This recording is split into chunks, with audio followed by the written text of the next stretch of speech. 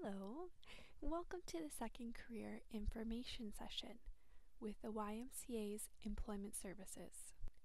First, we're going to talk about the objective of second career. The point of second career is to provide skills training to people that have been laid off and are currently unemployed. The goal is to help people find employment in occupations with a good demand. Good demand means there are jobs available. So how can we help? At the YMCA Employment Services, we help you figure out if you can apply. We want to show you what information and documentation is needed to complete the application and also to assist you with getting that application ready. The Ministry of Labor, Training and Skills Development will review applications and make decisions about who receives the funding. There are 3 evaluations to determine participation in second career. First up, we have eligibility. Do you meet the basic requirements? Second, suitability. Are you a good match for this funding? And third, a financial needs assessment. Is your financial situation during training going to be feasible? We'll talk more about each of these now. To be eligible, all of the criteria on this list must apply to you. So a person that's eligible for second career has been laid off on or after January 1st of 2005. They are unemployed, a resident of Ontario, a Canadian citizen or permanent resident, and they can show that there's demand for workers in their career of choice. The demand should be where you live or where you're willing to live in Ontario. So if you meet all of the eligibility criteria, we move on to talking about suitability. And to measure suitability, we use a point system, and we look at 7 criteria. The first is active job search. How long you've been putting in effort since your layoff or since you knew you would be laid off to find a new job. 2, duration of unemployment. Simply how long you've been without work since your layoff. 3, educational attainment. What level of education you have right now before starting any training that you're considering. 4, work history. So all of your previous positions. 5, labor market prospects. What opportunities there should be for you once you complete a certificate or diploma. 6, experience. So of the experience that you have, what occupational skills, so workplace skills, do you have to offer an employer? 7, looking closer at the type of skills training that you're interested in. If you've been laid off from a manufacturing or automotive related job on January 1st of 2019 or after, your application can be fast-tracked. So please talk with us. Our third level of assessment is financial assessment. What's considered in that? It's actually all of the expenses and income that you'll have during the time you are in training. Let's go through some examples of what you'll need to include in your application. Household income. Any income that you might have, for example, from employment insurance, and any income that your spouse might have or your adult children if they are living with you. Basic living expenses, so housing costs, whether that's rent or mortgage, food, utilities, phone and internet. Skills training and incremental costs. This includes tuition fees, books, transportation to class, and instructional costs. If you are an individual with a disability, it's a great idea to contact the schools that you're interested in to see what types of support could be available to you. They might suggest some tools, technology, or accommodations that could help you to complete your program successfully. So let's get to know what those are now, and any fees that might not be covered elsewhere, we can include them in your second career application. Overall, we want to help you figure out what percentage of your total costs could be covered by second career. Some other facts.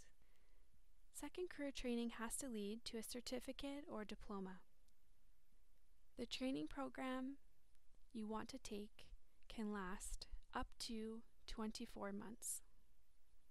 You can attend a public college or an approved private college, and typically university level training is not considered. So we've talked about eligibility, but important still to talk about ineligibility. So a person is not eligible for second career if they've been restricted from receiving assistance from OSAP. If you've started or paid for your training before being approved by the ministry, you are not eligible for second career. If you've completed a certificate or diploma in a skills training program in the last 2 years, you are not eligible. And a person who quit, was terminated, or dismissed from their employment is not eligible. In order to get this second career application ready, and for us to help you assess eligibility and suitability to apply, there is some documentation needed. The first piece of documentation is job search records. You might ask, what is a job search record? This is just writing down all of the applications that you have made since you were laid off. These could be online applications, in-person applications. It could be spreading the word that you were looking for a job by networking with friends, family members, neighbors, or previous coworkers. It could be attending workshops to learn more about making a stronger resume or cover letter. Great, that's a job search effort as well. So we want to track all of these. We want to write them down, date arrange them, and submit them. Advertise positions in the field of study. Really important thing to look at. So here we're kind of doing an imaginary job search in your career of choice. So let's review positions that are advertised. Take a look to see what are the employers asking for in terms of training, certificates, diplomas. And if you see that the employers are asking for the certificate or diploma that you want to take, we want to highlight that and use it to show that these are opportunities that would be available to you if you were to complete the certificate or diploma. We wanted to research on 3 different colleges that offer similar programs. We do this to compare timelines. How quickly could you start if you chose a different school? Amongst the 3, which one would be fastest to get through? What about the costs? Are there differences between the 3 schools? And possibly most important, program content. What are the differences? What is more interesting to you?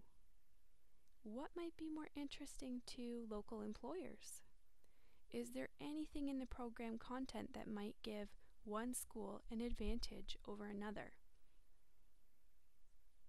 Once you've researched your 3 options and you've made a choice about which one is right for you, we want you to apply. And once you've applied, hopefully you receive an acceptance letter. The acceptance letter shows us that you meet the admissions requirements. The acceptance letter also includes all of the information that we need about the costs that go into your financial needs assessment. So the admission letter is actually what's going to tell us the tuition, the book fees, and any other costs that the school might be charging for you to take this program. The last piece of documentation needed is completed forms. So if all of this is sounding like could be a really good pathway for you, what are your next steps? Well, the YMCA will help you complete the first assessment. We want to discuss your training and career goal with you and make you feel really strongly that you're a good match for Second Career. You'll need to register, and you're going to meet virtually with an employment specialist. The employment specialist is going to support you with completing application forms, review them with you, answer any questions you have, and compile that application. The Ministry of Labor, Training, and Skills Development will review the application and make a final decision on whether your application is approved. If you have questions, you can reach us at employmentservices@ckw.ymca.ca. Thanks for tuning in.